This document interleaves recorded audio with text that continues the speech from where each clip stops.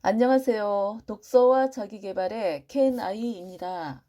여러분, 어떻게 하면 행복한 인생을 살 수 있을까요?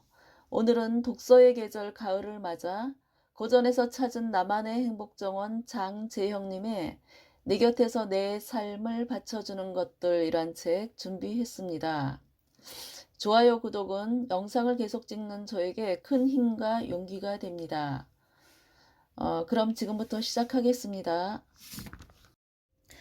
주방용품 업체 CEO로 인문학과 자기계발서를 하루에 한두 권씩 읽는 장재형님은 롤러코스터 같은 인생을 살면서 깊은 번뇌를 느껴야 했고 그것을 극복하기 위해 고전문학에 빠졌다고 하는데요. 이 책은 저자가 28편의 고전을 통해서 행복한 인생을 어떻게 살아야 하는지 깨닫게 되는 사색의 결과물로 목차는 다음과 같습니다. 나 자신에게 이루는 길, 우리는 사랑으로 산다. 단 한 번뿐인 삶 욕망하라. 살아있음이 기적이다. 내 삶의 의미를 묻다. 행복해지고 싶을 땐 이렇게 총 6장으로 구성이 되어 있습니다. 니체는 자라투스트라는 이렇게 말했다 해서 낙타와 사자, 아이의 세 가지로 정신적 변화를 비유하는데요.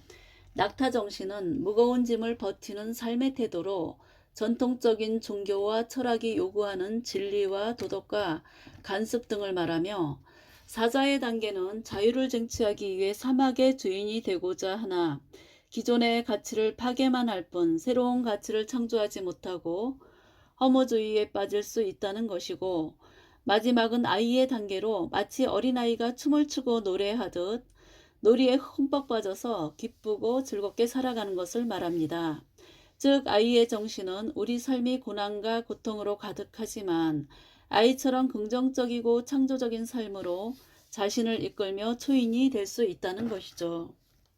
헤르만 헤세 데미안에서는 자아 실현의 가장 중요한 점은 외부 세계보다는 자신의 내면의 세계로 번데기가 알을 깨고 나오는 것처럼 고통스럽지만 집중력과 열정을 최상으로 이끄는 자신의 꿈을 찾아낸다면 더 아름답고 신나는 인생을 살 수 있다고 합니다. 아모르 파티라고 운명이라고 하는데요. 자신의 운명을 사랑할 때 운명도 우리 자신을 사랑하게 되는 것과 같이 우리는 내 안에 또 다른 나 자신을 찾기 위해서 죽는 날까지 성장을 멈춰서는 안 될 것이며 니체는 우리에게 내가 지금까지 살아왔던 생을 다시 한번 나아가 수없이 몇 번이고 반복하기를 원하느냐라고 심오한 질문을 던집니다. 그 질문을 통해서 우리는 인생의 진정한 행복과 참된 의미가 무엇인지 다시 한번 생각하게 되는데요. 그렇다면 인생 곡선을 위로 향하게 하는 것은 무엇이 있을까요? 그중 하나가 여행인데요. 여행은 팍팍한 일상에서 벗어나 행복해지는 가장 좋은 방법이죠. 다비드 드 브루통은 걷기에 찬해서 여행은 불안감에 시달리는 나를 치료해준다. 절망에 빠진 나의 삶의 활력소가 된다. 권태로운 삶에 빠진 나에게 자극을 주며 영혼의 힘을 준다고 했습니다. 알미 없는 인간은 어둠의 세계에 사는 것으로 통찰과 안목이 없다면 아무것도 이루지 못한다. 우리는 주위에 늘 있는 아름다움을 알아차리지 못하고 멀리서 아름다움을 찾는다. 또한 진정한 아름다움보다 일시적이고 덧없는 것들을 추구하기 쉽다. 마음이 외롭고 고독할 때 부정적이고 무기력한 감정을 몰아내고 위로받을 수 있는 좋은 방법은 아름다운 시나 즐거운 음악을 듣고 향기로운 커피 한 잔을 마신 후 숲속을 산책해 보자. 사람은 예술이 되고 사랑이 될 것이다. 창조적인 삶을 살려면 일상과 자연을 아름다운 눈으로 바라보아야 한다. 이번에는 생텍쥐페리의 어린 왕자입니다. 이 어린 왕자를 통해서 진정한 사랑에 대해서 알아가는데요. 소행성 B612에 혼자 살고 있는 어린 왕자는 어느 날 장미꽃을 만난다. 장미꽃은 왕자에게 아침 식사를 챙겨달라, 바람막이를 씌워달라는 등 까다로운 요구를 한다. 어린 왕자는 까다롭고 허영심 많은 장미꽃에 실망하여 그 사랑을 의심하기 시작한다. 둘의 관계에서 최초의 장애물, 최초의 심각한 대립, 최초의 권태와 마주했기 때문이다. 알랭 바디오는 사랑 예찬에서 진정한 사랑이란 장애물들을 지속적으로 간혹 매몰차게 극복해 나가는 것이라고 말한다. 사랑은 한순간의 황홀한 감정으로 끝나는 것이 아니라 지속해야 할 문제라는 것이다.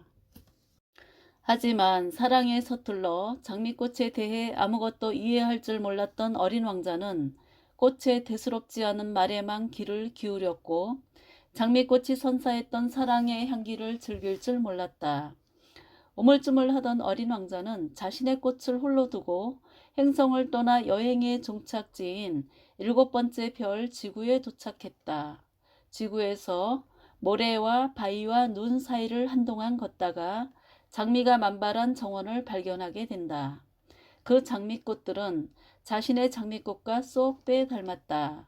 어린 왕자는 이 세상에 있는 5,000송이나 되는 장미꽃들보다 자신의 행성에 있는 한 송이 장미꽃이 오직 하나뿐인 소중한 존재임을 깨닫게 된다.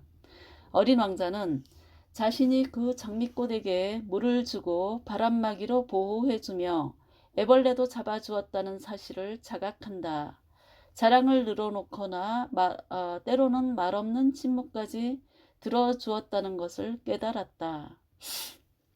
그러므로 장미꽃은 어린 왕자의 꽃이었다. 여우가 말했다.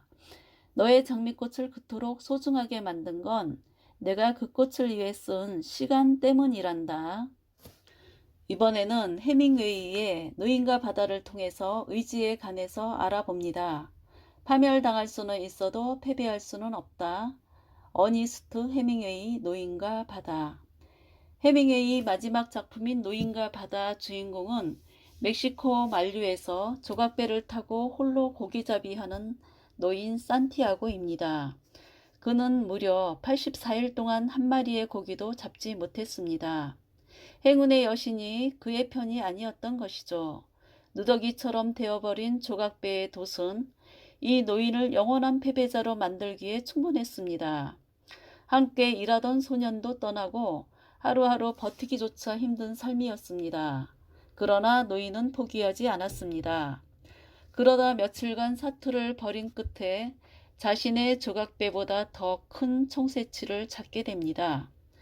하지만 상어떼의 공격을 받아 고기 살점을 모두 빼앗기고 맙니다. 노인은 좋은 일이란 오래가는 법이 없다고 생각을 합니다. 하지만 인간은 패배하도록 창조된 게 아니야. 파멸당할 수는 있어도 패배할 수는 없어. 하지만 고기가 죽어서 안 됐지 뭐야 라고 혼잣말을 합니다. 노인은 우리 인간을 얘기하고 바다는 우리가 살아가는 세상을 의미합니다. 따라서 인간은 드넓은 바다라는 세계에서 청새치라는 목표를 위해서 고난과 역경을 이겨내야 할 운명이라는 것입니다. 시공간을 초월해 살 수 없는 인간은 언젠가 죽을 수밖에 없는 유한한 존재로 끝없이 변하는 소용돌이 속에 영원한 것을 찾을 수 없습니다. 우리 삶이 슬픈 것은 결국 시간에 얽매인 삶을 살기 때문에 일상의 사사로운 문제에 연연하다가 정작 중요한 것은 아무것도 깨닫지 못한 채 살아갈 것인가. 중요한 것은 이번 생을 잘 살고 가느냐, 못 살고 가느냐에 달린 것으로 그 해답을 찾아내야 할 것이다. 노인은 바다에 죄다 뜯긴 청새치를 매달고 오두막에 돌아와 깊은 잠에 빠집니다. 소녀는 다른 어부들에게 노인을 깨우지 않게 하고 그가 깨어나면 곧바로 먹을 수 있게 커피와 음식을 준비합니다. 노인이 깨어나자 그를 찾기 위해 해안 경비선과 비행기까지 출동했음을 알립니다. 곁에는 늘 응원해주는 소년이 있고 따뜻한 커피가 있고 그를 걱정해주는 이웃들이 있습니다. 까지 청새치쯤이야 좀 뜯겨도 괜찮습니다. 이 정도면 멋진 인생이 아닐까요? 고전에서 찾은 나만의 행복 정원, 오늘은 여기까지 하겠습니다. 여러분 정원에도 행복하고 진정한 사랑의 꽃이 활짝 피어나기를 기원하겠습니다. 감사합니다. 개나이였습니다.